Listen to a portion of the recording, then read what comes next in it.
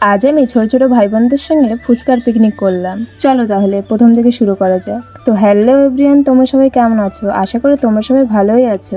হঠাৎ করে সবার ইচ্ছা হলো যে ফুচকার পিকনিক করা যায়, তাই আর দেরি না করে প্রথমেই বসে পড়লাম আলু কাটার জন্য। তারপরে আলুটাকে ভালোভাবে ধুয়ে নিয়ে দিয়ে দিলাম কড়াইতে। আলুটাকে সেদ্ধ করার জন্য কড়াইতে জল একটু লবণ দিয়ে বসে পড়লাম আগুন জাল দিতে। এদিকে আমি আগুন জাল দিচ্ছি আর ফুচকে বোনকে দেখো আমার করে চুপটি করে বসে আছে। আর অন্ধকার হয়ে গেছিল বলে এরা দুজন এখানে লাইট নিয়ে চলে এসেছে। তারপর ফাইনালি আমাদের আলুটা সেদ্ধ হয়ে গেল। যেহেতু আমাদের হাতে খুব কম সময় ছিল, সেই জন্য ছোটাকে আর ভিজিয়ে রাখা হয়নি, সেই জন্য আলুর সঙ্গে সেদ্ধ করতে বসিয়ে দিয়েছিলাম। তারপর আলুগুলোকে নামিয়ে নেওয়ার পরে ফুচকা ভাজা স্টার্ট করে দিলাম। তারপর এদিকে আমাদের ফুচকাটা পুরোটা কমপ্লিট হওয়ার পরে আলুগুলো ভালো করে মাখিয়ে নিলাম। মাখিয়ে নেওয়ার পরে পরিমাণ মতো লবণ, লেবু আর জলজিরা দিয়ে দিলাম। ওগুলো দেওয়ার পরে আবারও ভালো করে মাখিয়ে নিলাম। মাখানো হয়ে যাওয়ার পরে তার উপরে শসা, কাঁচা লঙ্কা আর ঝুরি ভাজা আর বাদাম দিয়ে দিলাম। তারপরে আমাদের ফুচকার জন্য আলু মাখা রেডি হয়ে গেছে। এবার আমাদের টক জল বানাতে হবে। টক জল বানানোর জন্য প্রথমে আমি তেঁতুলটাকে ভিজিয়ে রেখে দিয়েছিলাম, তারপরে ভালোভাবে গুলে নিয়ে লবণ, জলজিরা আর লেবু দিয়ে দিলাম। এবার আমাদের টক জল রেডি।